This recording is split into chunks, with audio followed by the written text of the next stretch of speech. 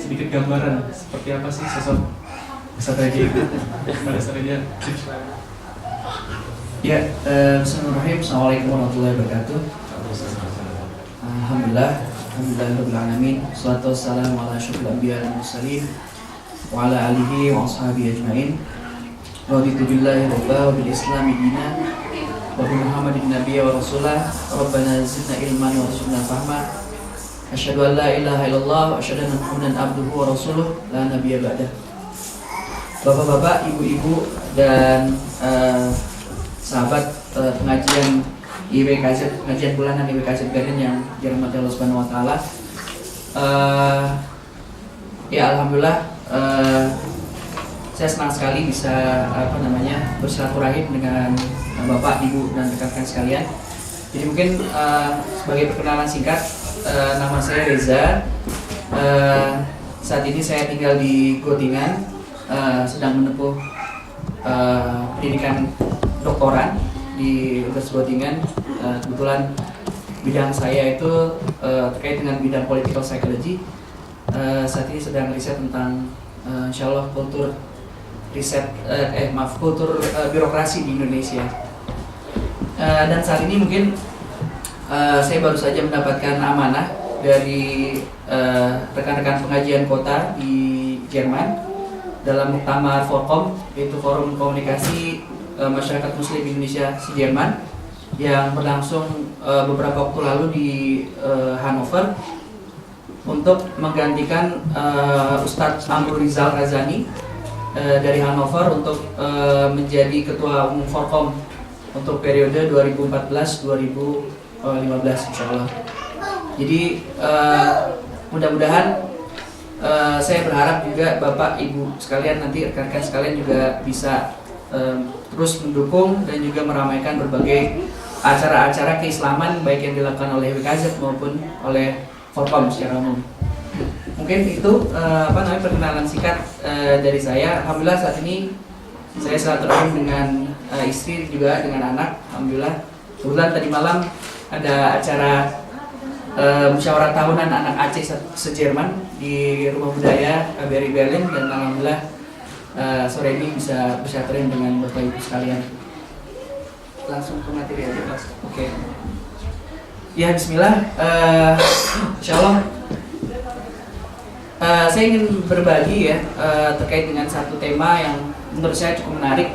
Saya mendapatkan informasi kemarin kalau nggak salah dari Robert bahwa 1 bulan yang lalu Pak Maki itu menyampaikan satu materi yang mungkin beririsan terkait dengan 10 karakter kepribadian Muslim ya, kalau saya nggak salah. Saya sebenarnya agak terkejut juga kok bisa beririsan gitu, karena kebetulan saya menyiapkan materi ini tidak ada sama sekali komunikasi dengan Pak Maki, dan ternyata kok bisa sama. Tapi setelah saya tadi pagi ketemu dengan Imam ya, kalau nggak salah salah satu yang tadi malam menginap di sini juga, materinya mungkin sedikit berbeda dengan apa yang disampaikan oleh Pak Maki. Kalau Pak Maki mungkin lebih terkait dengan karakter ataupun kepribadian yang ideal gitu ya dari seorang Muslim. Kalau sesi pada hari ini mudah-mudahan bisa menjadi elaborasi dari materi yang beliau sampaikan, yaitu bagaimana sebenarnya Al-Quran itu memandang kepribadian manusia secara utuh. Jadi bukan hanya terkait dengan bagaimana sebenarnya kepribadian manusia Muslim ideal, tapi juga bagaimana Al-Quran menggambarkan secara gamblang bagaimana sebenarnya kepribadian kita gitu ya. Dan ini menurut saya penting karena mengenal diri kita, mengenal kepribadian kita ya itu adalah salah satu hal yang sangat-sangat urgent ya. Bapak Ibu sekalian yang dirahmati Allah Subhanahu wa taala, kalau seandainya ada seseorang yang bilang kepada kita gitu ya, kamu tidak tahu diri, kira-kira tersinggung nggak? Pasti tersinggung. Dibilang kamu tidak tahu diri itu pasti tersinggung. Oleh karena itu maka ketika kita tidak mengenal diri kita sendiri, tidak mengetahui diri kita sendiri, maka seharusnya kita benar-benar tersinggung terhadap diri kita sendiri gitu. Kenapa kita sampai betul-betul nggak mengenal diri kita sendiri? Nah, insya Allah mungkin selama lebih kurang setengah jam ya, nanti mungkin lanjutkan dengan diskusi. Saya hanya ingin berbagi terkait dengan bagaimana Quran ini berbicara tentang kepribadian kita. Bagi Bapak Ibu sekalian yang membawa mushaf, dipersilakan untuk membukanya, nanti tidak seiring dengan perjalanan diskusi kita pada hari ini insyaallah. Karena memang kita akan membahas bagaimana ayat-ayat dalam Al-Quran itu berbicara tentang kepribadian kita, tentang diri-diri kita. Yang mudah-mudahan bisa menjadi semacam reminder, juga penyemangat buat kita untuk lebih mengenal diri kita sendiri. Ya, bismillah, kita mulai. Nah, ini adalah Quran surat Al-Alaq ayat 1 sampai dengan 5 yang saya yakin insyaallah Bapak Ibu sekalian, rekan-rekan sekalian sudah sering sekali mendengarnya. Saya bacakan artinya. Bacalah dengan menyebut nama Tuhanmu yang menciptakan. Dia telah menciptakan manusia dari segumpal darah. Bacalah, dan Tuhanmu lah yang Maha Pemurah, yang mengajar manusia dengan perantaraan kalam. Dia mengajarkan kepada manusia apa yang tidak diketahuinya.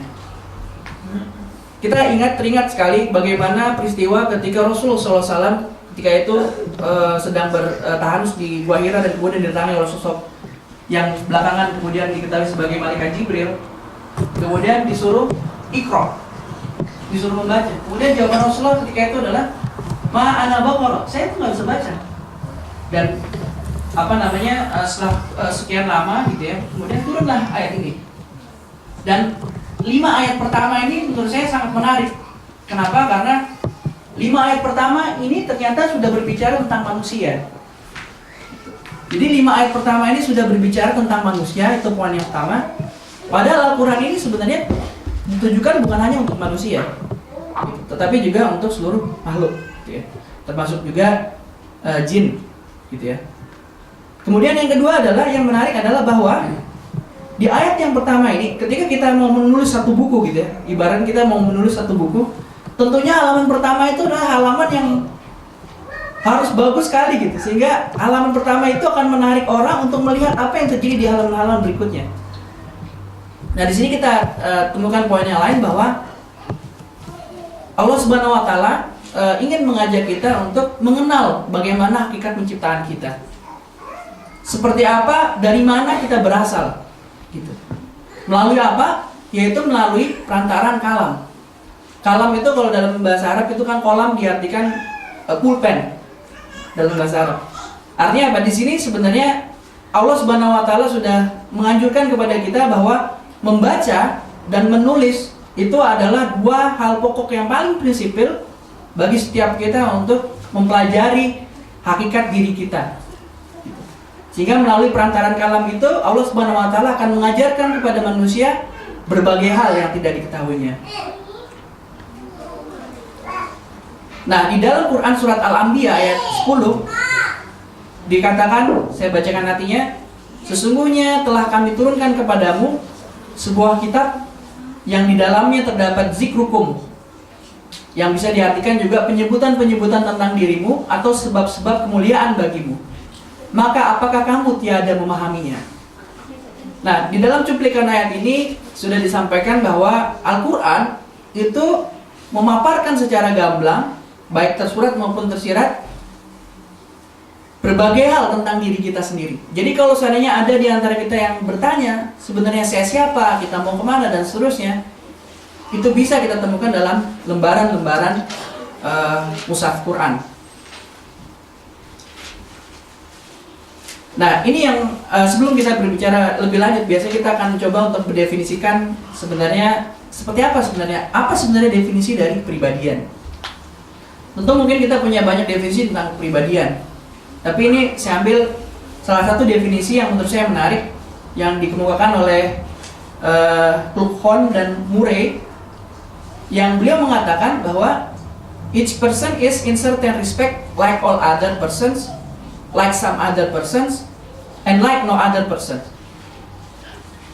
Jadi menurut beliau gitu ya, dalam salah satu buku mereka yang begitu terkenal gitu ya, dikatakan bahwa manusia itu setidaknya punya 3 level gitu ya, kepribadian. Dalam konteks kepribadian memiliki 3 struktur gitu. Yang pertama, bahwa ada satu sisi di mana manusia, kita itu sama dengan semua di antara kita yang ada hadir di sini. Dan yang kedua adalah kita sebagai manusia itu memiliki, mungkin sebagian memiliki kesamaan pada beberapa hal, pada beberapa aspek di antara sebagian kita, baik fisik maupun mungkin sifat, karakter, kepribadian dan seterusnya. Dan ada hal yang ketiga yang itu menjadi hal yang sangat unik dari kita, bahwa kita, setiap diri kita itu berbeda dibandingkan yang lain. Itu adalah level yang terakhir. Nah, dengan kerangka ini saya akan mencoba untuk mengajak Bapak Ibu sekalian, sahabat pengajian bulan Dzulqa'dah, untuk membedah Al-Quran dengan memakai kerangka yang ditawarkan oleh Boko dan Muraini. Kita akan mulai dari yang pertama, like all others, bahwa kita pada hakikatnya itu sama, gitu ya, terlepas dari berbagai macam keunikan kita. Saya ingin memulai dari yang pertama tentang penyebutan manusia dalam Al-Quran. Ada banyak sekali, lebih dari 3 sebenarnya, istilah ataupun kosakata ataupun kata yang dipakai oleh Allah Subhanahu Wa Taala untuk menggambarkan manusia, menyebutkan manusia di dalam Al-Quran. Yang pertama kita sering mendengar adalah insan atau anas. Insan adalah bentuk tunggal dari anas. Nah, kata insan ini itu secara umum berasal dari 3 akar kata. Yang pertama adalah anasa, yaitu berdaya nalar, berilmu, bahkan meminta izin atau beradab. Jadi kalau seandainya insan itu sudah mengandung kata bahwa kalau seandainya kita ingin memakai benda punya orang lain, itu kita harus meminta izin. Gitu. Jadi sudah ada termaktub di situ bahwa anas itu memang memiliki etika, memiliki sopan santun, gitu. Yang sudah istilahnya sudah inklusif di dalam sosok seorang manusia. Dan yang kedua adalah Anisa, ramah bersahabat. Ini mungkin sama seperti Pak Anis ya, yang ramah dan bersahabat. Dan Nasia, nisyun, bahwa kita itu secara natur itu adalah pelupa. Kemudian yang kedua adalah Bashar. Apa itu Bashar? Quraisyah itu menyatakan bahwa Bashar itu sebenarnya adalah aspek dari lahiriah kita, yaitu kulit kita yang tampak jelas berbeda dengan kulit binatang yang lain ataupun makhluk yang lain. Dengan kata yang lain, ini disebutkan bahwa Bashar itu adalah aspek lahiriah kita sebagai manusia, yaitu kita memiliki kebutuhan untuk makan dan minum dari bahan yang sama yang ada di dunia ini.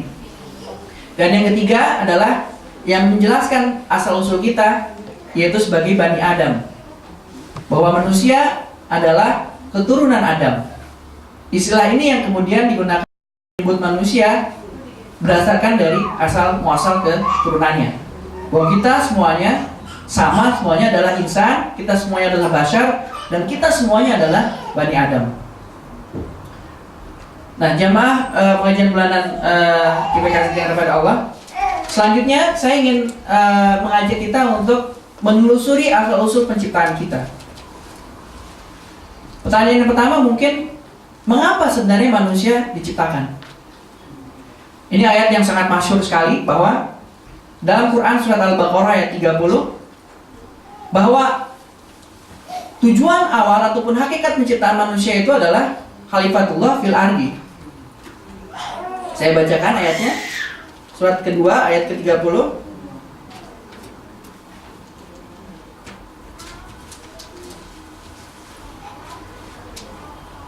A'udzubillahi minasyaitonirrajim. Bismillahirrahmanirrahim. Wa idz qala rabbuka lil malaikati inni ja'ilun fil ardi khalifah. Qalu ataj'alu fiha may yufsidu fiha wa yasfiku dima wa nahnu nusabbihu bihamdika wa nuqaddisu lak. Qala inni a'lamu ma la ta'lamun. Dan ingatlah ketika Tuhanmu berfirman kepada para malaikat, aku hendak menjadikan khalifah di muka bumi. Mereka berkata, apakah engkau hendak menjadikan orang yang merusak dan menumpahkan darah di sana, sedangkan kami bertasbih memujimu dan menyucikan namamu? Allah berfirman, sungguh aku mengetahui apa yang tidak kamu ketahui. Ayat ini yang kemudian menjadi dasar bahwa tujuan penciptaan kita itu adalah sebagai khalifah di muka bumi, gitu ya. Dalam ayat ini menarik, malaikat itu sudah memiliki prejudice. Kok kenapa engkau ya Allah menciptakan makhluk yang akan berbuat kerusakan gitu? Dalam beberapa referensi disebutkan bahwa malaikat itu berpikir bahwa mungkin Allah akan menciptakan satu makhluk yang mirip seperti wujudnya jin gitu ya, yang memiliki kecenderungan untuk berbuat kerusakan. Dan selanjutnya, seperti apa sebenarnya proses penciptaan manusia? Dalam Quran surat Al-Mu'minun surat ke-23 ayat 12 sampai dengan 16, saya bacakan artinya.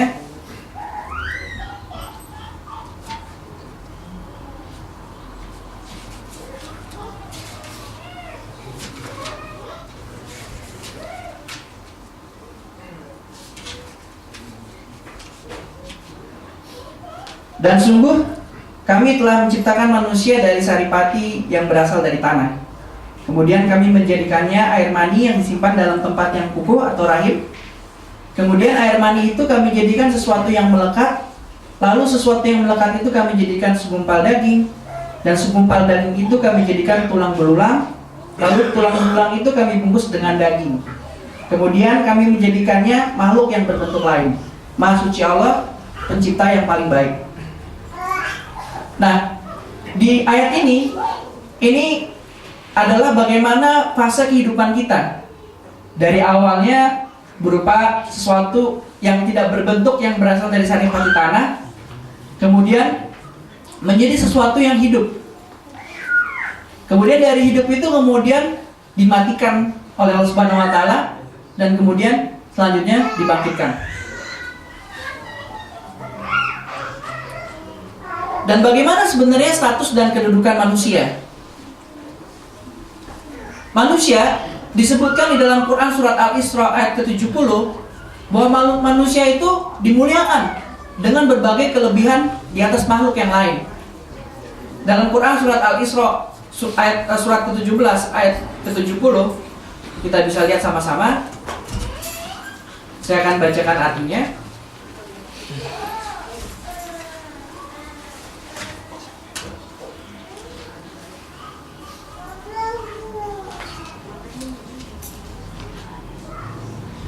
Dan sungguh kami telah memuliakan anak cucu Adam, dan kami angkut mereka di darat dan di laut, dan kami beri mereka rizki dari yang baik-baik, dan kami lebihkan mereka di atas banyak makhluk yang kami ciptakan dengan kelebihan yang sempurna. Ini menarik sekali. Kenapa? Karena memang kita diberikan keistimewaan yang luar biasa oleh Allah Subhanahu wa taala. Terlepas dari beragam macam teknologi yang ditemukan oleh manusia untuk bisa mengudara dengan pesawat, untuk bisa meluncur dengan ICE, untuk menerobos bawah tanah dengan uban gitu ya.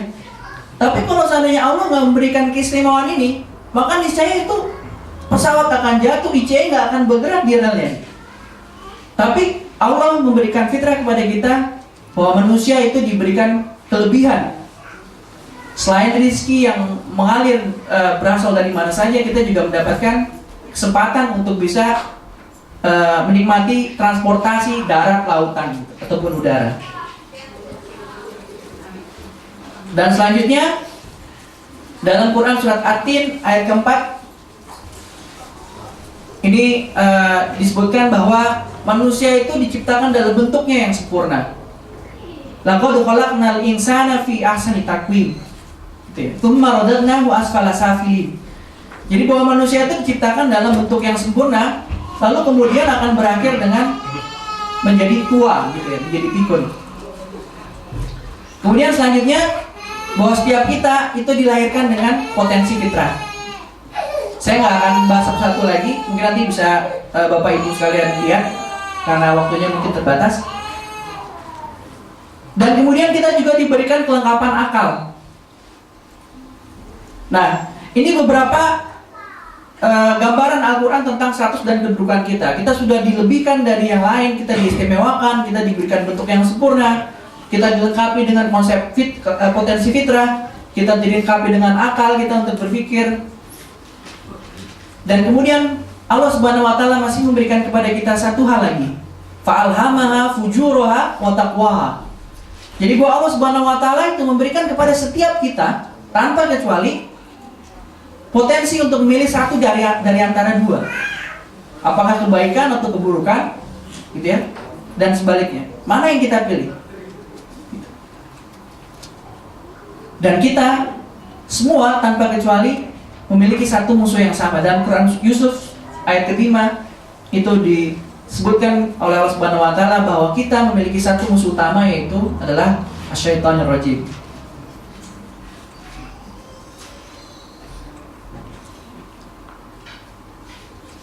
Selanjutnya kita akan mencoba untuk berbagi, mengingat kembali tentang kisah manusia yang pertama, yaitu Nabi Adam alaihissalam. Berdasarkan Quran surat Al-A'raf surat ke-7 ayat 11 sampai dengan 25, ada beberapa scene, saya bilang mungkin cuplikan-cuplikan gitu ya, bagaimana sebenarnya kisah manusia yang pertama, yang mudah-mudahan bisa menjadi hikmah bagi kita. Dalam scene yang pertama disebutkan bahwa iblis itu menampilkan kesombongan di hadapan Allah Subhanahu wa taala. Saya akan bacakan artinya. Surat Al-A'raf surat ke-7 ayat 11 hingga 25.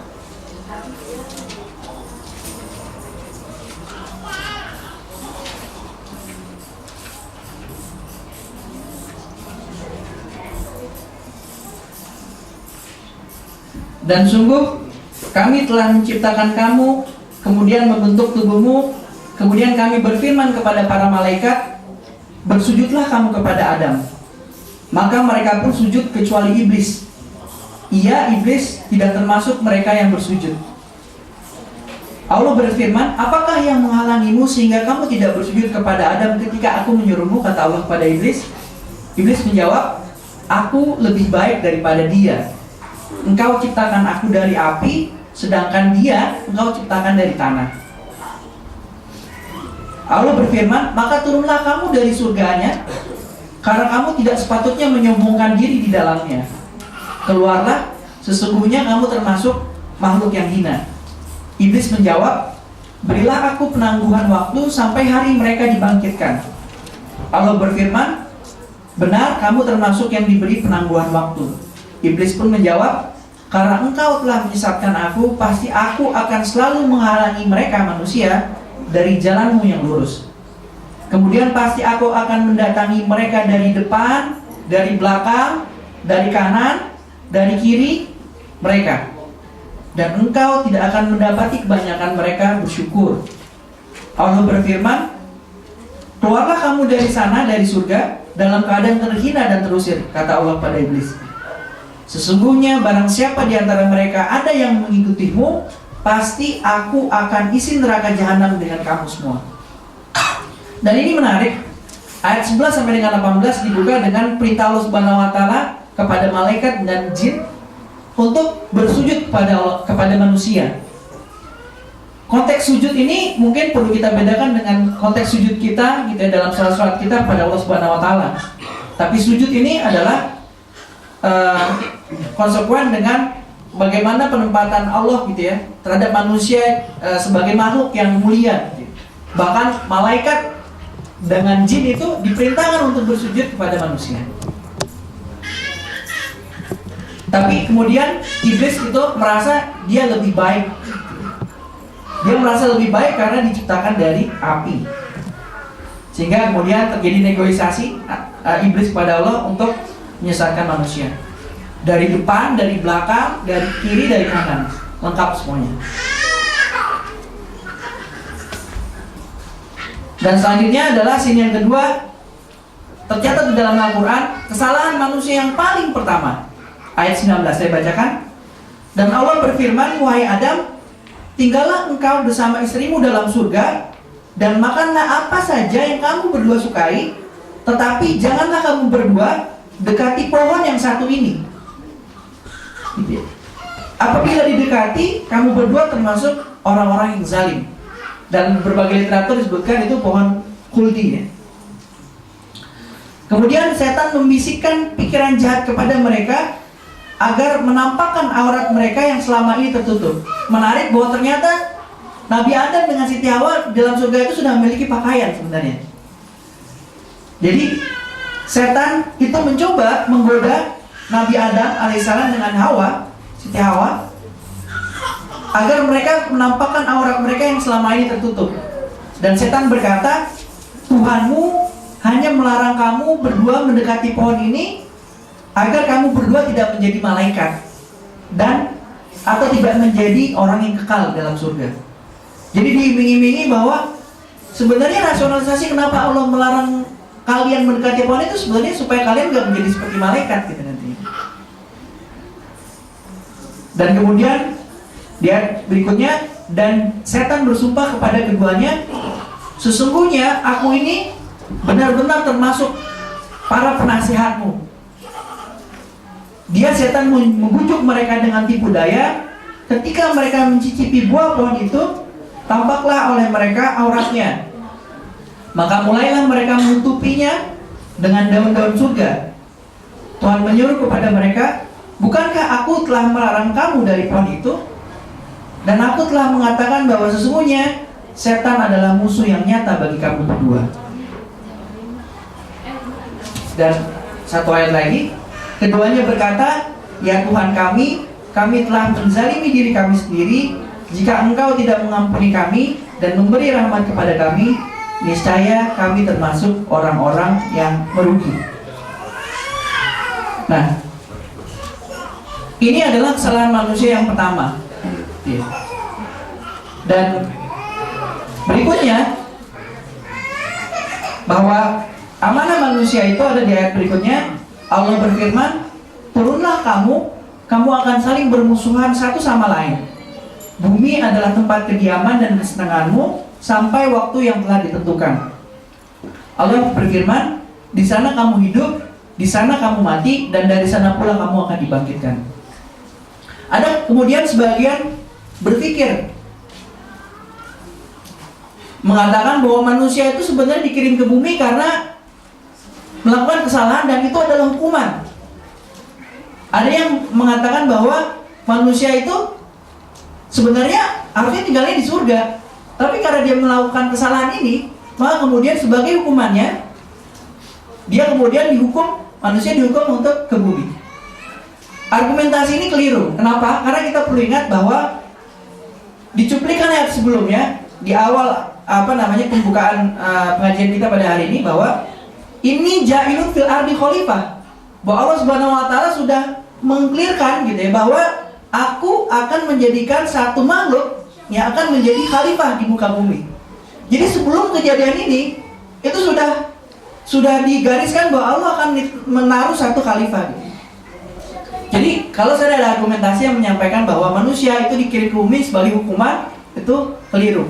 Karena tiga sin ini baru terjadi ketika manusia ataupun Adam dan Hawa sudah diciptakan dan memang sudah memiliki tugas untuk menjadi khalifah di muka bumi. Nah, sekarang kita mencoba untuk merefleksikan seperti apa sebenarnya kepribadian dasar kita. Jadi kepribadian yang natur dari kita gitu.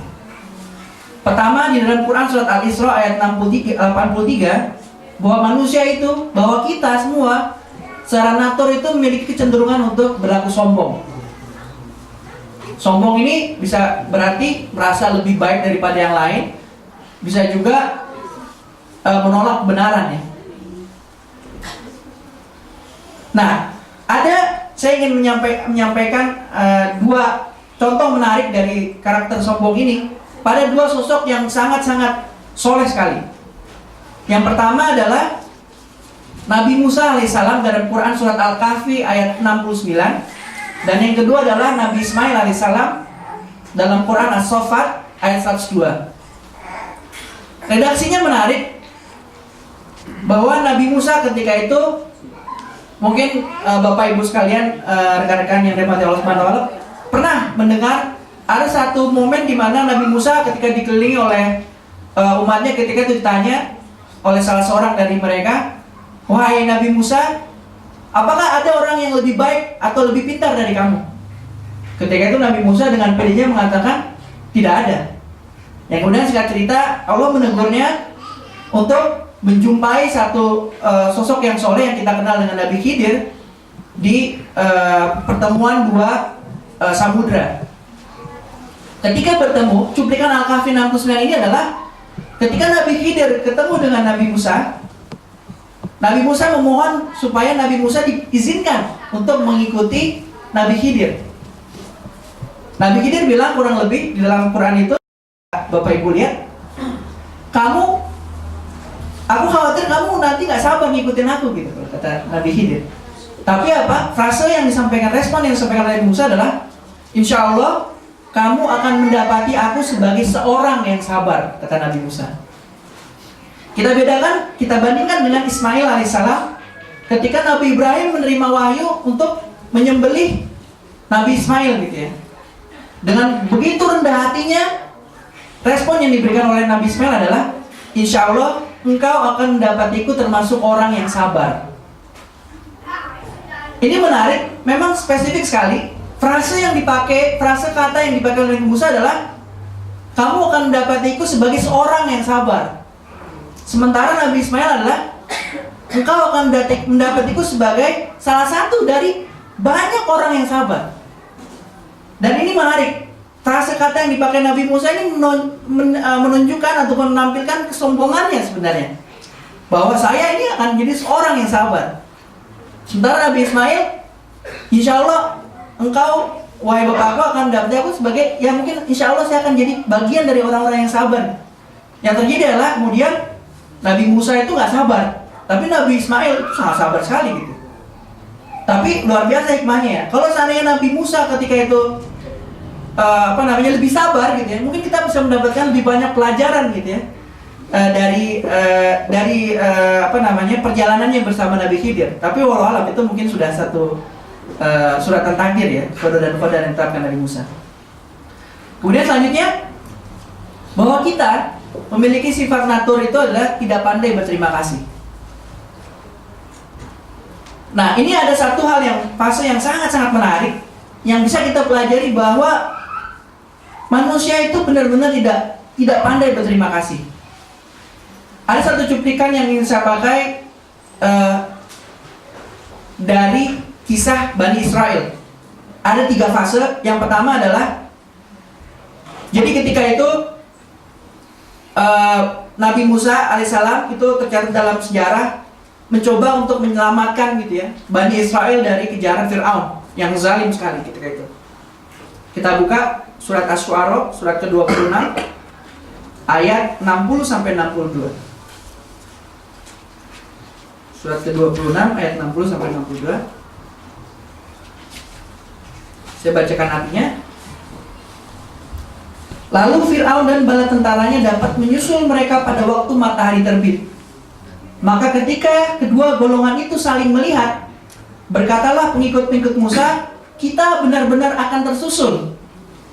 Musa menjawab, sekali-kali tidak akan tersusul. Sesungguhnya Tuhanku bersamaku.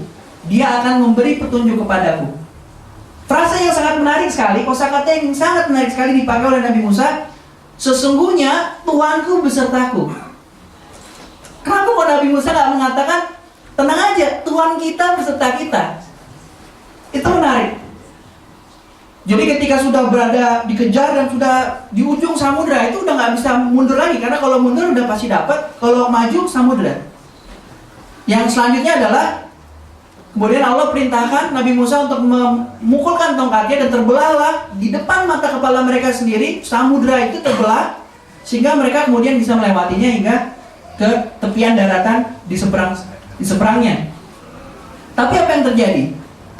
Peristiwa setelah berhasil menyeberang itu tercatat dalam Quran surat Al-A'raf surat ke-7 ayat 138. Kita lihat apa yang terjadi. Saya bacakan artinya. Dan kami selamatkan Bani Israel menyeberangi laut itu, bagian utara dari Laut Merah. Ketika mereka sampai kepada satu kaum yang tetap menyembah berhala, mereka Bani Israel berkata, wahai Musa, buatkanlah untuk kami sebuah Tuhan berhala, sebagaimana mereka mempunyai beberapa Tuhan berhala. Musa menjawab, sungguh kamu adalah orang-orang yang bodoh. Bapak Ibu sekalian, ini sangat menarik. Jadi ketika dikejar, kemudian Nabi Musa itu memperlihatkan gitu ya, kekuasaan Allah Subhanahu wa taala gitu ya, bahwa Nabi Musa itu memang betul-betul sudah terbukti valid bahwa Nabi Musa itu ditolong oleh Tuhannya. Di depan mata kepala mereka sendiri, samudra yang dalam itu terbelah dua di depan mata kepalanya sendiri. Tapi apa yang terjadi? Begitu mereka sudah selamat, di tepian daratan yang lain, mereka berjumpa dengan satu kaum.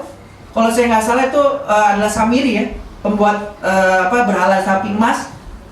Itu kemudian apa yang mereka minta?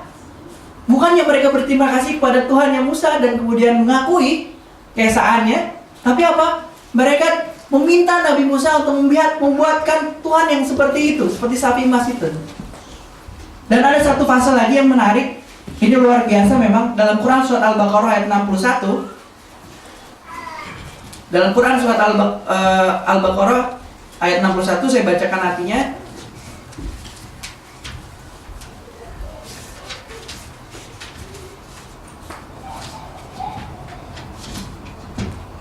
Dan ingatlah ketika kamu berkata, wahai Musa, kami tidak tahan hanya makan dengan satu macam makanan saja, kata Bani Israel. Maka mohonkanlah kepada Tuhanmu untuk kami, agar Dia memberi kami apa yang ditumbuhkan bumi, seperti sayur mayur, mentimun, bawang putih, kacang adas, dan bawang merah. Dia Musa menjawab, apakah kamu meminta sesuatu yang buruk sebagai ganti dari sesuatu yang baik? Pergilah ke suatu kota, pasti kamu akan memperoleh apa yang kamu minta. Dan seterusnya. Ini menarik sekali. Jadi Bani Israel itu sebenarnya percaya akan eksistensi Allah, tapi nggak percaya, tapi nggak mau percaya. Dan lagi-lagi frase yang sangat-sangat menarik yang dipakai oleh Nabi Musa di sini, yang dipakai oleh Bani Israel untuk meyakinkan Nabi Musa untuk berdoa kepada mereka, karena mereka sudah punya bukti bahwa pernah terjadi, sudah di ujung samudra terbelah karena Musa itu meminta petunjuk Tuhannya. Lalu kemudian satu ketika itu Bani Israel bosan dengan satu macam makanan saja, sehingga mereka berusaha melobi Nabi Musa alaihissalam untuk berdoa sekali lagi meminta supaya diturunkan makanan yang lebih banyak. Dan requestnya ini nggak main-main. Ini semua adalah menurut rekan saya itu, ini sebenarnya adalah hasil produksi yang tidak terdapat di tanah Arab. Ini tropis semua. Jadi sayur mayur tropis, sayur mayur, mentimun, bawang putih, kacang adas, bawang merah itu nggak bisa ditemukan di Jazirah Arab. Dan fase yang menarik adalah mohonkanlah kepada Tuhanmu untuk kami. Lagi-lagi, mohonkanlah kepada Tuhanmu untuk kami. Kenapa frasenya nggak Musa, ayo kita tolong, kita mohon kepada Tuhan kita supaya kita dikasih lebih? Enggak. Tapi apa yang dikatakan? Mohonkanlah kepada Tuhanmu untuk kami. Ini luar biasa. Mudah-mudahan kita bisa belajar dari situ. Dan kita memiliki kecenderungan mendoakan kejahatan sebagaimana kita mendoakan kebaikan. Ini mungkin kita perlu waspadai juga. Dan tidak sedikit di antara kita memiliki cenderungan untuk menjadikan harta itu sebagai indikator kemuliaan kita. Dan manusia tidak pernah jemu memohon kebaikan buat dirinya. Dan ini adalah sejumlah cuplikan, masih banyak lagi gitu ya, kepribadian natur dasar kita yang termaktub dalam Quran. Mudah-mudahan bisa menjadi pelajaran buat kita bersama. Kita masuk ke dalam level yang kedua, like some others. Bahwa manusia itu dahulunya itu hanya satu umat, kemudian mereka berselisih. Wahai manusia, sesungguhnya kami menciptakan kamu dari seorang laki-laki dan seorang perempuan, yaitu Nabi Adam dengan Siti Hawa, dan menjadikan kamu berbangsa-bangsa dan bersuku-suku supaya kamu saling kenal mengenal. Dan ini saya ingin menggarisbawahi tentang pengaruh lingkungan. Ada konsep yang sangat menarik terkait dengan lingkungan. Yang pertama adalah dalam Quran surat Al-A'raf ayat 58 termaktub analogi lingkungan yang baik. Bahwa lingkungan yang baik adalah orang akan menghasilkan orang yang baik, akan menghasilkan manusia yang baik. Tapi apa iya bahwa lingkungan yang baik akan menghasilkan 100% orang yang baik? Nah, oke, nggak apa-apa. Bagaimana dinamika lingkungan istri Nabi Nuh alaihissalam? Istri seorang yang sangat soleh sekali, Nabi Nuh gitu loh. Istrinya kok bisa-bisa seperti itu? Atau Nabi Lut gitu. Dan sebaliknya, istri Fir'aun yang dikenal zalim sekali, tapi kok bisa segitu solehanya? Itu mungkin bisa menjadi bahan renungan kita ya. Bahwa lingkungan ansih itu nggak cukup untuk kemudian membentuk kepribadian yang baik. Walaupun lingkungan yang baik itu adalah syarat utama untuk kemudian membentuk satu kepribadian ataupun manusia yang baik. Dalam Quran surat At-Tahrim disebutkan bahwa Allah menjadikan istri Nuh dan istri Lut sebagai perumpamaan bagi orang-orang kafir. Keduanya berada di bawah pengawasan kedua hamba Allah yang soleh, dan Allah membuat istri Fir'aun perumpamaan bagi orang-orang yang beriman. Kemudian kita masuk ke fase yang ketiga, yaitu like no others, keunikan kita. Nah, mengapa tidak ada satu manusia pun yang persis sama dengan yang lain? Saya ingin membandingkan lagi-lagi dua sosok yang sangat soleh, yaitu Nabiullah Ibrahim alaihissalam dengan Nabi Musa alaihissalam. Dalam Quran surat Ibrahim ayat ke-36 digambarkan bahwa ini dua respon yang diberikan oleh Nabi Ibrahim dan Nabi Musa alaihissalam terhadap umatnya yang sama-sama membangkang dalam tanda kutip. Umatnya yang keras kepala nggak mau menerima kebenaran. Kita lihat bagaimana respon dari Ibrahim alaihissalam. Barang siapa mengikutiku, maka sesungguhnya ia termasuk golonganku. Dan barang siapa mendurhakaiku, maka sesungguhnya engkau maha pengampun lagi maha penyayang. Nabi Ibrahim sudah dibakar hidup-hidup gitu ya, dicemooh, disiksa secara fisik gitu ya. Tapi apa? Terhadap orang-orang yang mendurhakainya, yang keras kepala menolak kebenaran apa? Mudah-mudahan Allah itu kasih sayang gitu ya. Mudah-mudahan nanti kamu bisa dapat petunjuk. Dalam ayat berikutnya, kalau saya tidak salah, ayat ke-37 itu, Nabi Ibrahim itu berharap, mudah-mudahan kalau bukan saat ini, mudah-mudahan nanti cucuku nanti ada menjadi orang-orang yang beriman. Dan kemudian sekian tahun berikutnya, kemudian Nabi Muhammad SAW itu menyatakan dalam salah satu riwayat bahwa Nabi Muhammad mengatakan bahwa aku ini sebenarnya adalah buah dari doa Nabi Ibrahim ketika itu, yaitu yang meminta supaya nanti mudah-mudahan ada generasi keturunannya yang menjadi manusia beriman. Kita bandingkan dengan Nabi Musa alaihissalam. Wahai Rob kami, binasakanlah harta benda mereka dan kuncinya matilah hati mereka, karena mereka tidak beriman sehingga mereka menyaksikan siksa yang pedih. Nah, di sini kita bisa lihat bahwa kepribadian Nabi Musa ketika itu adalah kepribadian yang keras gitu ya. Ya sudah, kalau nggak mau beriman ya sudah, singkirkan aja gitu. Dan yang menarik adalah Nabi Ibrahim dan Nabi Musa keduanya termasuk dalam ulul azmi, yaitu Rasul Allah yang diunggulkan dibandingkan dengan Rasul-Rasul Allah yang lain. Ini menarik. Artinya apa? Keduanya ini sebenarnya karakter kepribadian keduanya, sosok Nabi Ibrahim yang lemah lembut, sosok Nabi Musa alaihissalam yang begitu keras, kedua-duanya itu diperbolehkan oleh Allah Subhanahu wa taala. Dan kedua-duanya dimasukkan ke dalam ulul azmi, yaitu para Rasul Allah yang diberikan derajat lebih tinggi dibanding Rasul yang lain karena kesabarannya.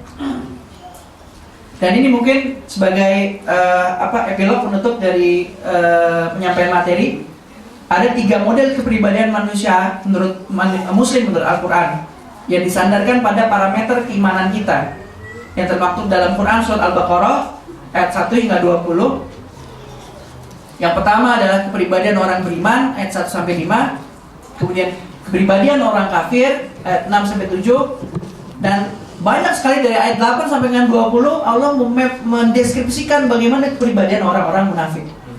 Dan sebagai penutup, ada satu ayat yang menurut saya sangat menarik sekali, yang terkait dengan kepribadian kita, yang terkait dengan keunikan kita. Bismillahirrahmanirrahim. Sibghatallah wa man ahsanu minallahi sibghah wa nahnu lahu abidun. Celupan warna Allah, diartikan sibghah itu sebagai celupan warna Allah, dan siapakah yang lebih baik celupan warnanya daripada Allah, dan hanya kepadanya lah kami menyembah. Nah, ini menarik menurut saya. Kenapa? Karena celupan itu kalau kita ibaratkan setiap diri kita itu seperti kain gitu ya. Kain putih mungkin kita bisa sebut, menurut Piaget itu disebutkan bahwa kita adalah tabula rasa. Jadi kita lahir tuh dalam satu kanvas menurut dia, yang kemudian sepanjang perjalanan hidupnya itu kemudian akan terbentuk berbagai macam warna, berbagai macam gambar dan seterusnya. Mungkin analog dengan itu. Nah, seiring dengan perjalanan kita, terkadang kain putih kita itu kan menjadi sangat kotor sekali gitu. Tetapi di sini Allah memaparkan gitu ya, memastikan bahwa barang siapa orang yang menjadi muslim dengan sungguh-sungguh, maka ibaratnya itu kain yang kotor itu dicelupkan dalam satu wadah berisi air, yang ketika diambil lagi celupannya itu, kain yang kotor itu tadi akan menjadi cemerlang lagi gitu. Jadi karakter Nabi Musa yang keras, karakter Nabi Ibrahim yang santun, yang lemah lembut, dan berbagai macam karakter kita, kalau seandainya kita mau gitu ya, memilih jalan yang kemudian menjadi jalan yang dari Allah Subhanahu wa taala, menjadi muslim yang lurus gitu ya, maka kemudian ibaratnya kain kita itu akan menjadi kain yang cemerlang dengan celupan Allah. Ketika sahabat sekali berumar gitu, yang ketika itu dia melakukan begitu banyak kebodohan, kemudian begitu masuk Islam menjadi sosok yang juga cemerlang. Bahkan Rasulullah SAW itu menyatakan bahwa orang yang unggul ketika zaman jahiliyah itu pun akan menjadi orang-orang yang unggul ketika mereka sudah menjadi beriman. Artinya apa? Apapun kepribadian kita, apapun keunikan kita, pastikan kita tercelup dalam warnanya Allah, tercelup dalam sifat Allah ini, sehingga mudah-mudahan kita semua menjadi orang-orang yang celupan warnanya itu indah karena celupan warna Allah. Walau alam bisawab, itu mungkin pengantar dari saya, mudah-mudahan bisa menjadi bahan diskusi buat kita. Kurang lebihnya mohon maaf. Assalamualaikum warahmatullahi wabarakatuh. Terima kasih kepada Ustadz Reza Patraman atas materi yang sungguh menarik dan sangat baik. Langsung saja dibuka sesi tanya jawab. Ada yang mau bertanya?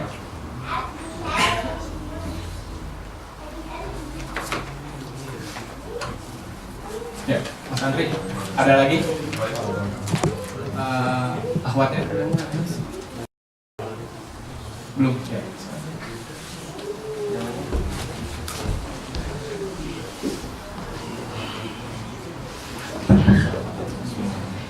Assalamualaikum warahmatullahi wabarakatuh. Ya, terima kasih atas kesempatannya. Ya, nama saya Andri Utari. Dari paparan tadi tentang karakter manusia menurut Al-Quran, ada beberapa yang mungkin mau saya tanyakan ya. Kalau boleh lihat slide-nya. Jadi tentang apa ya, konsep dalam Quran itu, apakah memang Adam itu dinyatakan dalam Al-Quran sebagai manusia yang pertama gitu ya? Karena kalau di bidang saya biologi gitu ya, dan juga diskusi dengan teman-teman gitu ya, banyak yang mempercayai itu sebetulnya apakah Adam itu bisa jadi bukan sebagai manusia pertama di bumi ya. Apalagi dalam diskusi tentang evolusi ya teman-teman, banyak yang mencoba melihat literatur lain ya, bahkan dalam jurnal-jurnal ilmiah. Kalau kita memang sebagai akademisi dan itu mempercayai sebuah fakta ilmiah, nah kok banyak juga di jurnal ilmiah dikatakan bahwa sebetulnya dahulu manusia itu tidak sendiri, ada beberapa spesies Homo saat itu ya. Saya ini mungkin ingin tanyakan aja konsep manusia pertama dalam Al-Quran, apakah memang dinyatakan dengan jelas bahwa Adam itu adalah sebagai manusia pertama ya. Sebab menurut bukunya Maurice Bucaille itu mungkin dia pun masih mengkaji ya, mungkin ada kemungkinan lain ya bahwa bisa jadi Adam itu bukan manusia pertama di bumi. Kalau banyak teori yang mungkin menjadi sebuah ya never ending debate ya, cuma mungkin saya ingin meminta pandangan ya, bagaimana seharusnya kita mendekati hal ini. Sebab terlalu naif juga kalau bagi kita seorang muslim itu mengatakan bahwa ya saya nggak percaya teori evolusi itu suatu hal yang sangat lain juga ya. Sebab kalau kita googling di internet ya, advantage of evolution itu banyak sekali juga ya. Contohnya yang mau saya tanyakan.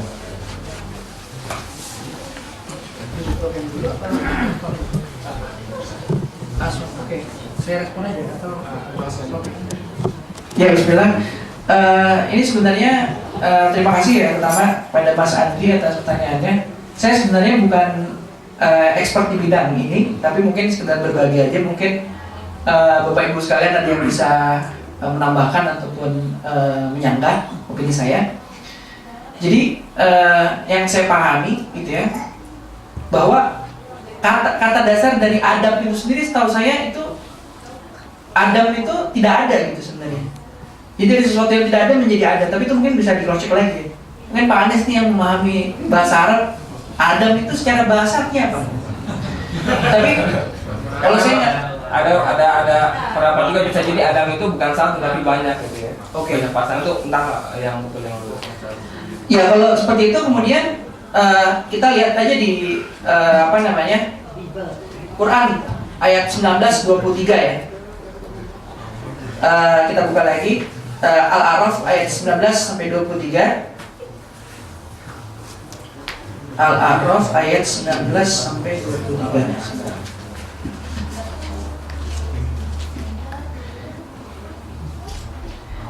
Saya bacakan ayat 19 saja. Dan Allah berfirman, wahai Adam, tinggallah engkau bersama istrimu dalam surga dan makanlah apa saja yang kamu berdua sukai. Kita baca bahasa Arabnya.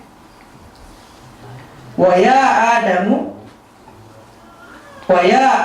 uskun anta wa zawjuka. Itu nggak ada spekulasi lain. Enggak, tapi statement Adam dan Hawa sebagai manusia pertama akan ada di Quran atau tidak? Langsung, oke. Itu yang mungkin mau saya tanyakan. Ya kalau misalnya saya mungkin berbagi dari sudut pandang opini saya berdasarkan apa yang ada di Quran. Artinya itu yang dulu ya menarik bahwa kosakata yang dipakai Allah Subhanahu Wa Taala dalam Al-A'raf ayat 19 ini itu bestim gitu, dua. Anta itu nggak bisa diterjemahkan antum, itu beda. Wazau juga, artinya dua gitu. Nah kemudian kalau misalnya terkait dengan scientific gitu ya, kalau yang saya pahami, mungkin saya nggak punya banyak literatur di bidang itu. Kalau seandainya tadi disebutkan tentang teori evolusi itu mempercayai bahwa manusia itu berevolusi dari sesuatu yang menyerupai kera, kemudian daun seterusnya gitu ya. Ya itu mungkin salah satu teori maksudnya tadi ada beberapa dan banyak teori. Oke. Terkait manusia pertama. Ya, tapi kalau misalnya dalam Quran ini, tapi memang harus dibuktikan apakah memang Adam itu manusia pertama apa tidak gitu ya. Kalau seandainya Adam itu manusia pertama, kita bisa meyakini itu, kita bisa membuktikan itu. Kemudian yang kedua adalah di dalam Al-Quran tidak disebutkan bahwa Adam dan Hawa itu adalah sesuatu yang tidak memiliki akal, sesuatu yang tidak sempurna. Dalam Quran surat At-Tin disebutkan laqad khalaqnal insana fi ahsani taqwim. Kalau seandainya kita berbicara mengenai insan yang sama gitu ya, mengenai manusia yang sama, maka itu sudah sempurna gitu, diciptakan dari awal. Sepanjang yang saya tahu tidak disebutkan dalam Al-Quran bahwa manusia itu berasal dari sesuatu yang betul, bahwa manusia itu berasal dari sesuatu yang tidak sempurna, dari saripan di tanah, tapi tidak kemudian ketika lahir itu dari sesuatu yang tidak sempurna gitu. Tapi wallahualam. Dan mungkin yang perlu kita pahami bersama, banyaknya literatur ilmiah itu tidak membuktikan bahwa itu adalah satu kebenaran. Bahwa kebenaran dalam literatur ilmiah itu harus selalu diragukan keabsahannya gitu. Tapi kalau menurut saya beberapa ayat yang dimaktubkan dalam Al-Quran itu memang menyebutkan bahwa Nabi Adam alaihissalam itu merupakan manusia yang pertama. Dalam ayat yang lain misalnya Allah itu menyampaikan wa'allama Adam al-asma'a kullaha. Secara spesifik menyebutkan namanya Adam gitu. Bahwa Allah itu mengajarkan kepada Adam itu semua hal-hal gitu ya. Yang kemudian dalam ayat berikutnya itu malaikat diundang oleh Allah Subhanahu wa taala, coba itu namanya apa dan seterusnya. Tapi Nabi Adam bisa. Kalau seandainya betul logikanya seperti itu, kemudian ya Adam itu kemudian menjadi sosok yang kemudian diberikan software gitu ya Allah Subhanahu wa taala sebagai software pertamanya gitu. Tapi walau mungkin Bapak Ibu sekalian ada yang bisa menambahkan, tapi yang yang saya pahami sejauh ini artinya teori evolusi itu sangat diragukan gitu kebenarannya. Wallahu a'lam bishawab. Ya, gimana Mas Andri? Ya, mungkin ada tanggapan dari pertanyaan Mas Andri dan jawaban juga Ustaz Reza? Atau kalau nggak ada, kita lanjut ke pertanyaan selanjutnya.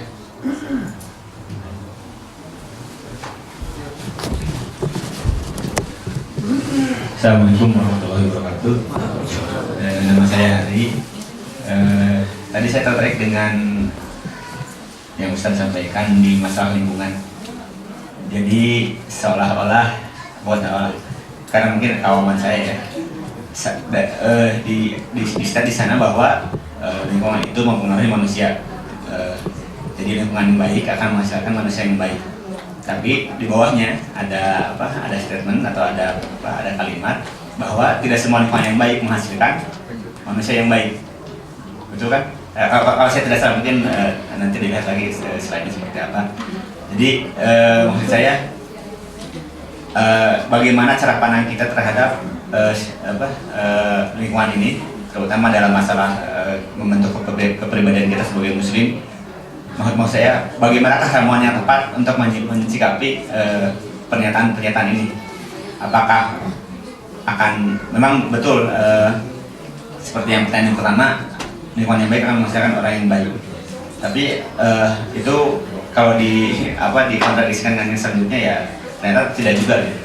Jadi bagaimana ramuan yang tepat tuh, agar kita menjadi muslim yang baik dari minimal dari pengaruh lingkungan itu. Mungkin seperti itu.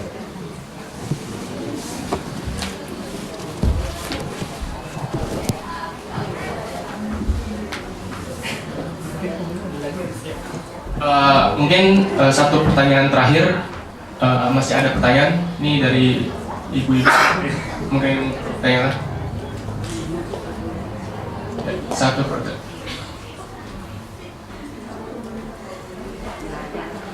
Masih ada satu lagi? Oh ya.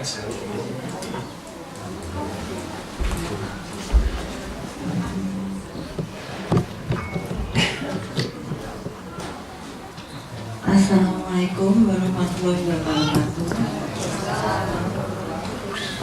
Saya ada sedikit pertanyaan, mungkin agak melenceng dari konsep yang tadi sudah diberikan. Tapi pada dasarnya Nabi dan Rasul diturunkan itu kan untuk meluruskan kaum atau umat yang ada di dunia, supaya semua memeluk agama Allah gitu. Dan yang terakhir, supaya meyakini bahwa Nabi Muhammad adalah Rasul Allah serta kitabnya yang berupa Al-Quran. Beruntunglah kita semua yang mempunyai orang tua dari turun-temurun mungkin sudah beragama Islam. Jadi kita dari lahir itu sudah mendengar azan dari orang tua kita, dan kita sudah diasuhnya dalam kehidupan yang islami sampai kita dewasa. Itu akan terus menurun ke anak cucu, ke generasi penerus kita. Tapi bagaimana dengan umat yang tidak beragama Islam, dalam hal ini Nasrani atau mungkin Yahudi ya, Bani Israel, mereka punya agama Karbala, tidak mau mengakui bahwa Al-Quran itu sebagai kitab Allah yang terakhir, dan tidak mau mengakui Nabi Muhammad sebagai Rasul Allah, bahkan tidak mau mengakui Nabi Isa sebagai Rasul Allah, malah mereka menyebutnya sebagai Tuhan Yesus. Atau yang paling ini lagi, parah lagi, mereka tidak mengakui Allah gitu. Kecuali hanya umat-umat Islam saja yang percaya adanya rukun Islam, percaya kepada Allah, hari kiamat, Rasul, kitab, mungkin terbalik-balik itu. Bagaimana? Mohon dijelaskan. Saya merasa prihatin terus terang dengan mereka yang belum memeluk agama Islam. Padahal hari kiamat itu kan dijanjikan pasti ada, pasti akan datang di dalam Al-Quran.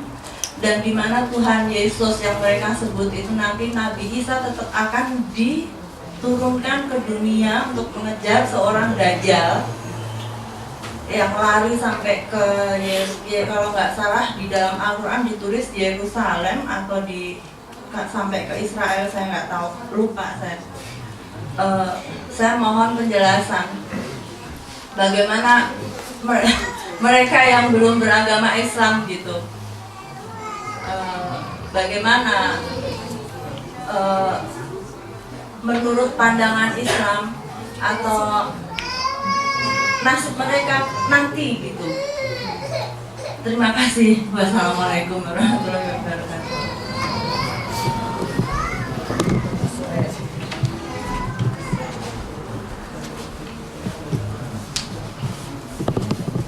Ya, terima kasih. Saya coba merespon dari pertanyaan dari Pak Ari terkait dengan lingkungan ya. Bagaimana sebenarnya konteks lingkungan ini membentuk kepribadian manusia? Dalam dunia psikologi itu ada satu perdebatan yang tidak selesai-selesai antara nature dengan nurture, antara bawaan dengan lingkungan. Bahkan kemudian dari situ kemudian lahir 3 grand teori besar dalam dunia psikologi, yaitu di ekstrem yang pertama adalah kenal dengan psikologi psikoanalisa yang diketuai oleh Freud dan the gang gitu ya, yang meyakini bahwa segala sesuatu itu ditentukan oleh nature gitu ya, bawaan. Dan di ekstrem yang lain itu adalah para pandangan dari humanistik yang berpendapat, behavioristik yang berpendapat bahwa manusia itu dipengaruhi oleh lingkungan. Dan kemudian sering dengan perkembangan zaman lahir yang berada di tengah-tengahnya, yaitu humanistik yang mencoba mengkombinasi keduanya. Tapi walaupun dalam seiringan waktu itu kemudian banyak terjadi perubahan di 2 ekstrem itu. Tapi ini mungkin kalau kita mencoba untuk berbicara mengenai lingkungan yang baik, ini kita coba bacakan Al-A'raf ayat ke-58 ini, surat ke-7 ayat 58. Saya coba bacakan artinya.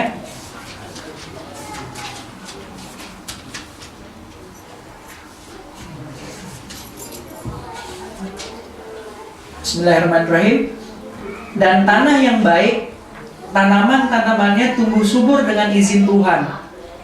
Dan tanah yang buruk, tanaman-tanamannya yang tumbuh merana. Demikianlah kami menjelaskan berulang-ulang tanda-tanda kebesaran kami bagi orang-orang yang bersyukur. Nah, di sini yang saya pahami adalah bahwa lingkungan yang baik itu salah satu syarat yang penting untuk kemudian bisa melahirkan satu individu ataupun kepribadian yang baik.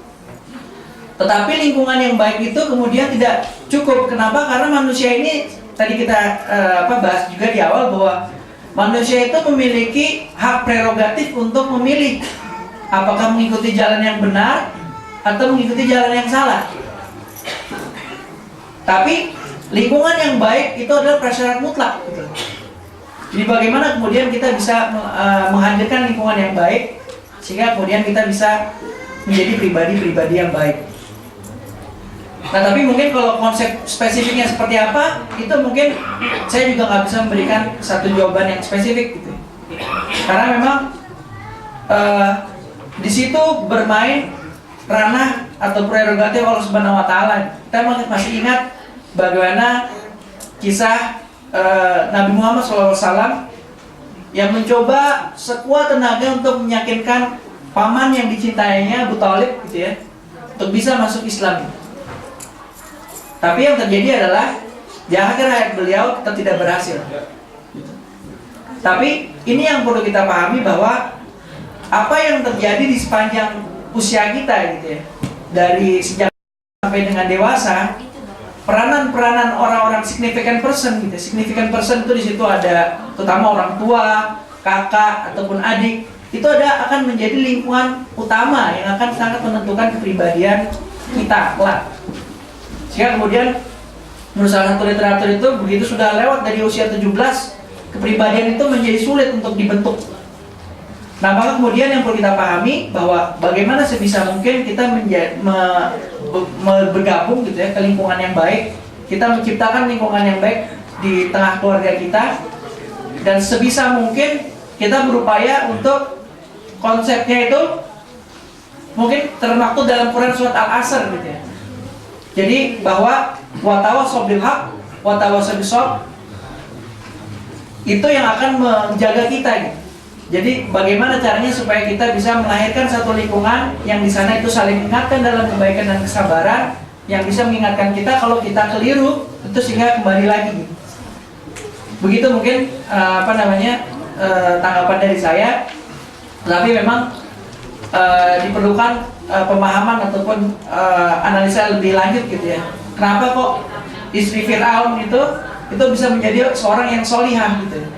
Atau nggak usah jauh-jauh, Nabi Muhammad SAW itu yang yatim, yang kemudian piatu, kemudian bisa memiliki kepribadian yang berbeda dari persepsi kita tentang sosok yatim piatu yang mungkin cenderung digambarkan menjadi sosok yang kekurangan 1-2 hal. Itu mungkin bisa menjadi analisa lebih lanjut ya, mungkin tidak cukup dalam kajian hari ini.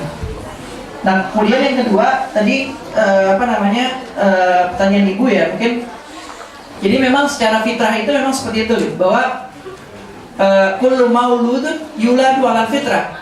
Jadi sebagaimana disampaikan bahwa setiap insan gitu itu sebenarnya terlahir dalam fitrah.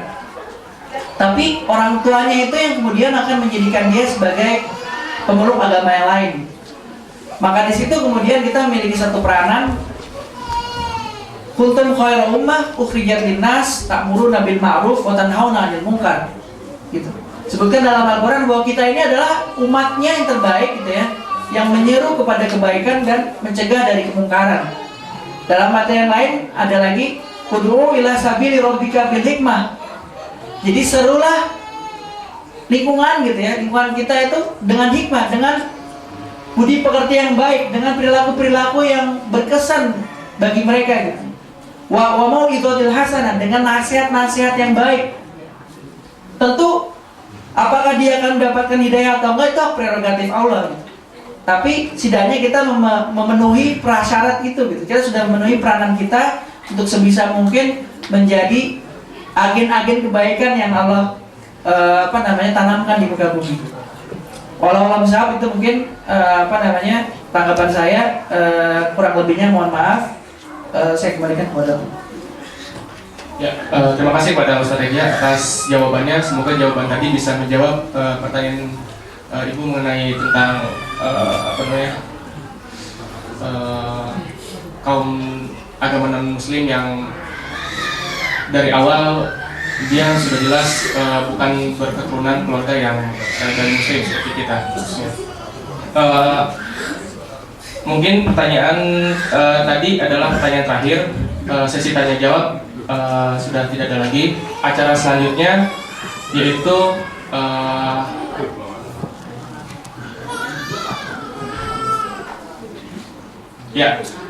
acara selanjutnya adalah mengenai perkenalan Forkom yang insya Allah akan dipimpin oleh Mas Dimas.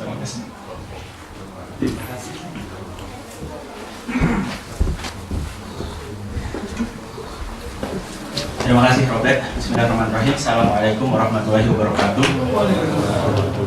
Bapak-bapak, ibu-ibu, adik-adik, teman-teman yang dirahmati Allah Subhanahu wa taala. Seperti yang kita ketahui, yang menjadi pengisi dari pengajian bulanan kita untuk bulan ini adalah Ustadz Reza Fatur Rahman dari Göttingen, dan merupakan kebiasaan di IWKZ adalah ketua terpilih Forkom yang baru itu memberikan taujih kepada masyarakat Muslim Indonesia yang ada di Berlin dan sekitarnya dalam bentuk taujih di pengajian bulanan.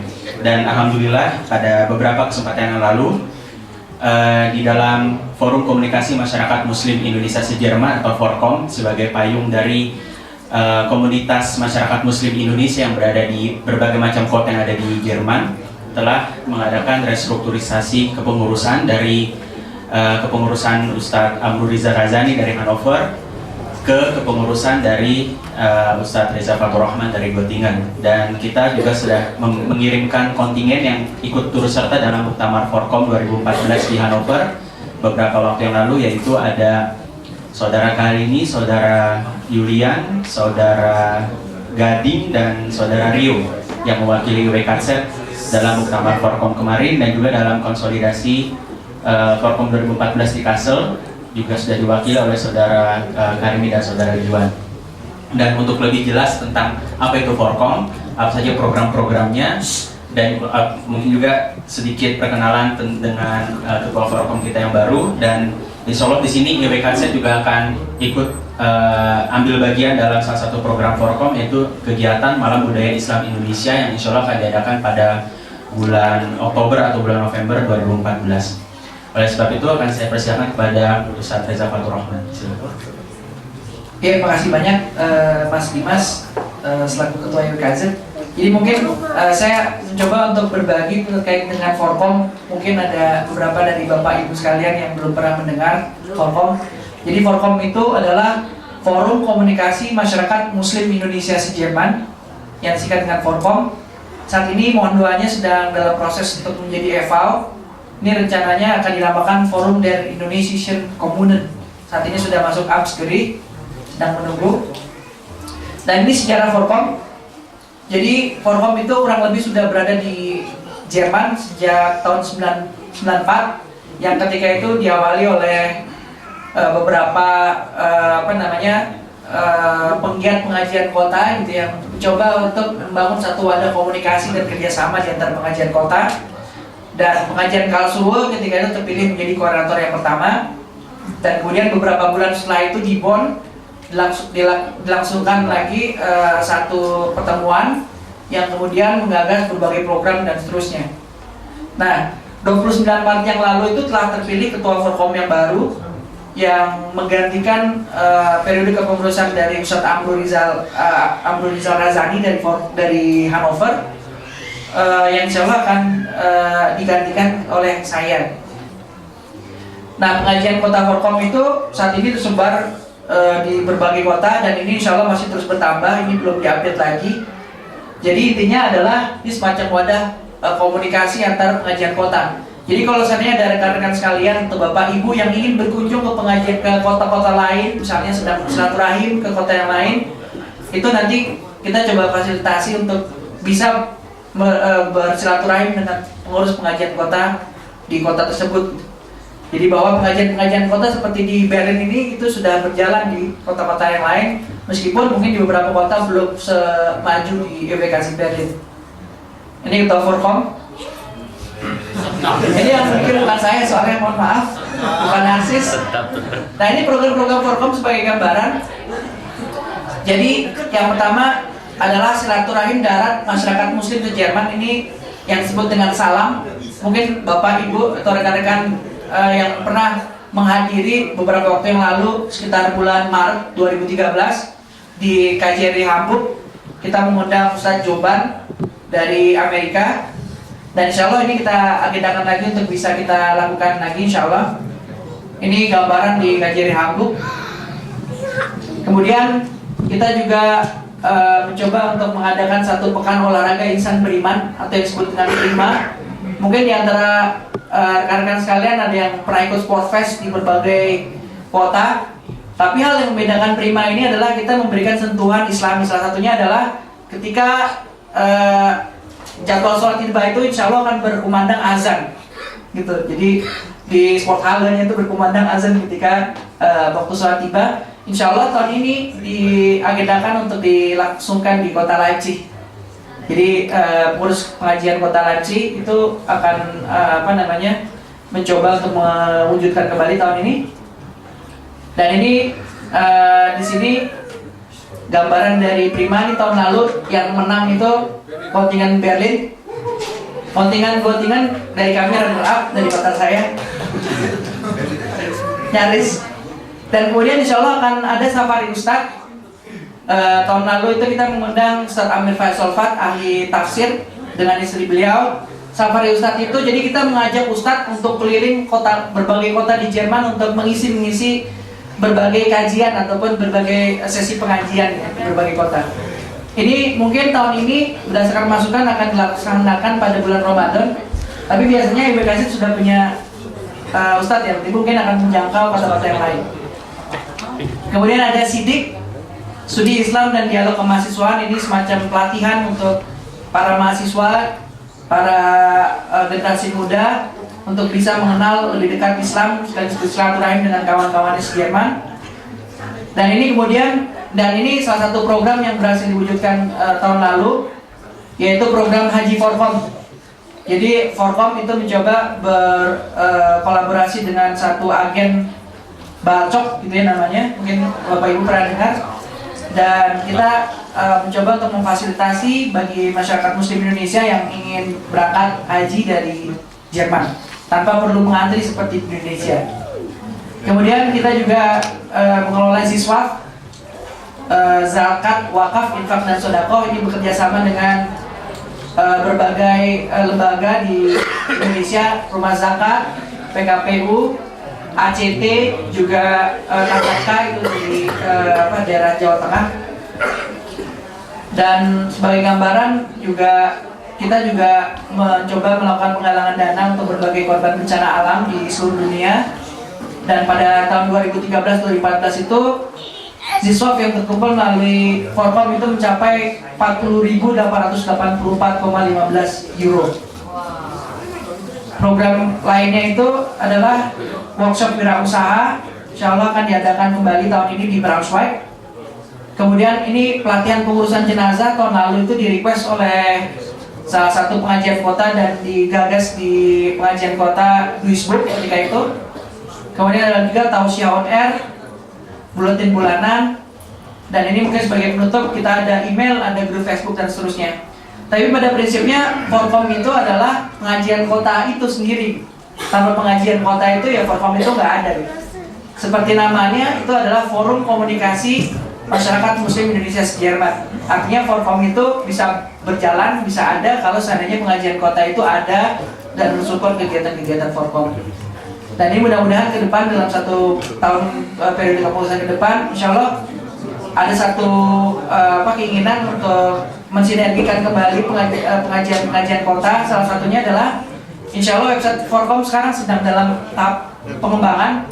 Ini salah satunya insya Allah dimohon bantuan dari Putra Berlin, dari Juan. Insya Allah akan diperbantukan untuk membuat website Forkom, yang diharapkan nanti website Forkom itu bisa jadi pusat informasi kegiatan-kegiatan keislaman yang ada di pengajian kota di seluruh Jerman. Jadi kalau seandainya ada kawan-kawan Bapak Ibu sekalian yang kebetulan sedang berada di kota apa pada hari apa, itu bisa mengetahui pada tanggal sekian itu ada acara apa di kota tersebut. Dan juga mungkin bagi mahasiswa-mahasiswa baru yang baru datang atau mungkin rekan-rekan yang nanti mungkin akan menyebar ke berbagai kota, itu bisa mengetahui siapa saja CP pengajian kota di kota masing-masing sehingga bisa terus aktivitas dengan komunitas pengajian seperti ini. Itu mungkin gambaran singkat dari saya kembalikan kepada Mas Dimas. Terima kasih.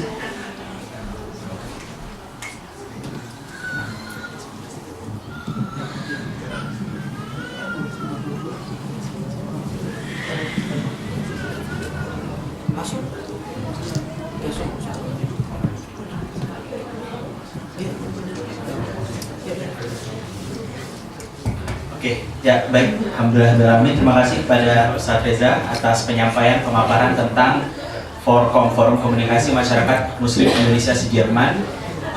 Yang insya Allah beliau adalah koordinator terpilih untuk tahun 2014 sampai dengan 2015, dan insya Allah IBKZ, Masjid Al-Falah IBKZ Depok juga akan turut berkontribusi dalam Forkom untuk kepengurusan tahun ini. Dan mewakili moderator, karena kebetulan saya lagi memoderatori sementara, kami mengucapkan terima kasih kepada Ustadz Reza atas waktu dan kesempatannya dalam untuk bersilaturahim dengan jamaah Masjid Al-Falah pada kesempatan kali ini. Semoga Allah SWT makin memperkuat ukhuwah kita, makin dan dapat mempertemukan kita dalam kesempatan yang lain. Untuk sesi pengajian bulanan insya Allah kita cukupkan sampai sini. Setelah itu nanti dari kami, dari pengurus Masjid Al-Falah IWKZ FO akan ada laporan kegiatan, perkembangan dan juga laporan keuangan yang telah kami himpun selama catur bulan pertama dari tahun 2014 sebagai bentuk transparansi dan juga akuntabilitas dari kepengurusan IWKZ untuk periode kali ini. Baik, terima kasih pada Mas Yusuf Rahman. Insya Allah kita tutup. Assalamualaikum warahmatullahi wabarakatuh.